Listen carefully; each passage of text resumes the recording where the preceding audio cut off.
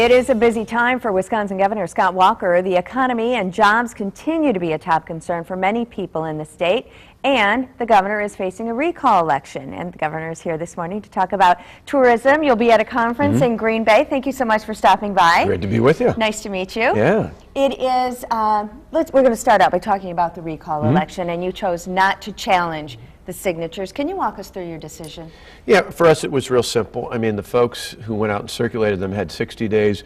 We initially had 10 days and then were granted 30, but that's still half the time that it took to gather nearly 1 million signatures out there.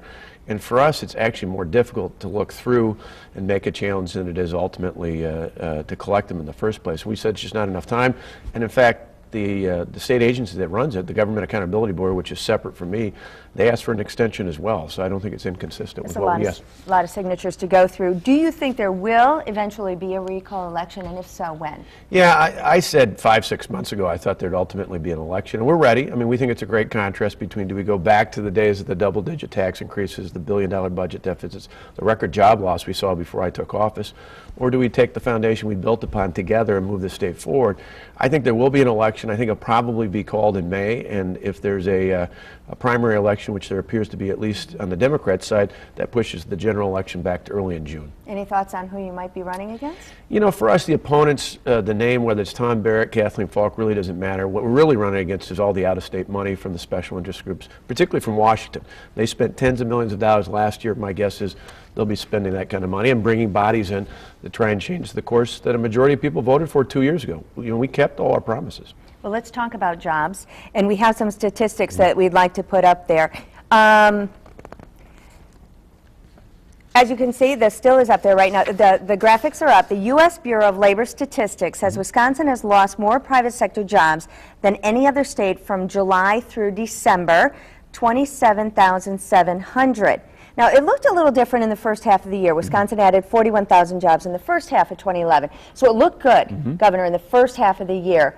But then we started to lose jobs in the second half. What are your thoughts on what's going on there? Well, overall, we gained. I mean, think about it. In the last 3 years before I took office, we lost 150,000 jobs straight out. The beginning of the year was good. We saw some challenges. Overall, though, in 2011, it was still a net gain, although a small one.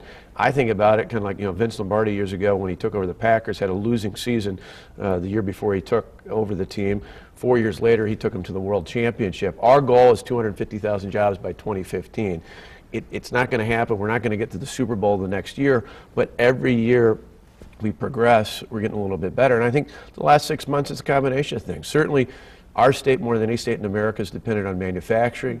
Manufacturing exports to places like Europe have been hit by Greece and other problems there. And even to some degree, we've seen some surveys out there that suggest there's even a concern over the recalls, that small business owners like what happened, like what they saw in the first half of the year, like us putting things back in a pro-job, pro-business environment, but they're concerned about what might happen if someone were to change course, if the recall was to win, and then they see what's happening in places like Illinois, and they see it's absolute chaos. Illinois has got an almost 10% unemployment rate. Ours is 7.1. We're heading the right direction, but we got to get more certainty back. Now, you brought that up about the unemployment rate.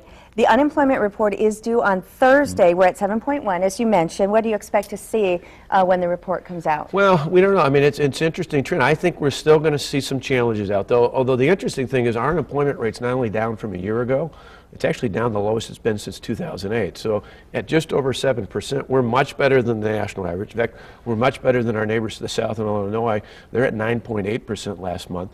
And I think that shows the contrast. If people want to reverse course, if they want the recall to prevail, what we'll get is the policies that have led the mess in Illinois and Springfield to the high unemployment rate, the massive debt problems, the layoffs, the Medicaid cuts, the high taxes in the past year in Illinois. We haven't done that. We avoided all that because of our tough decisions, but they're better decisions than places like Illinois and other states.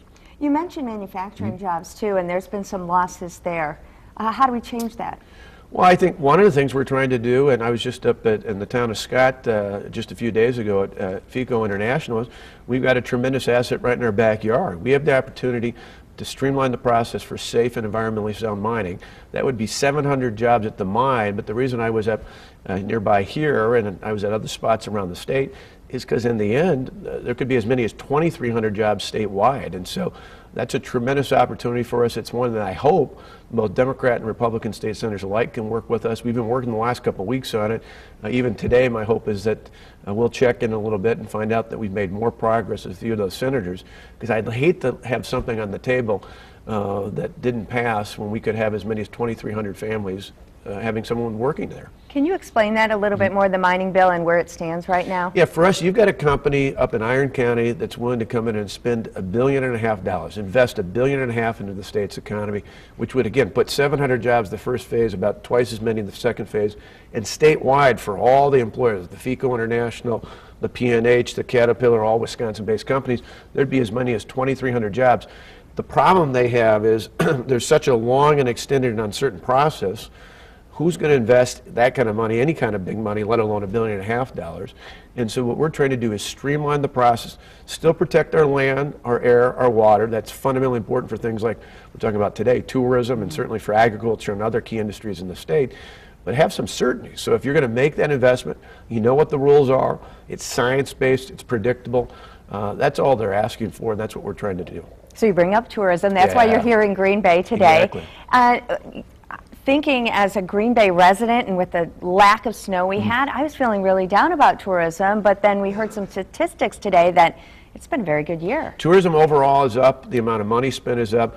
We knew in a tough year, tough economy the last couple of years, that any sort of retail business you talk to, at those times they invest more in advertising. And what we did is we put about 20% more in marketing, and it's proven to have a tremendous effect, and that's bringing people in. And what we did is, remember a few years ago they had this kind of crazy discussion about what the slogan should be for the state of Wisconsin. Yes, there's a lot of talk about that. We said, forget about, you know, hyping things up. What do we sell in Wisconsin? We sell fun. And whether it's going down the Zip and Pippin down at Bay Beach, which really made a difference, didn't it? It did. Actually, you saw the numbers at Bay Beach go up.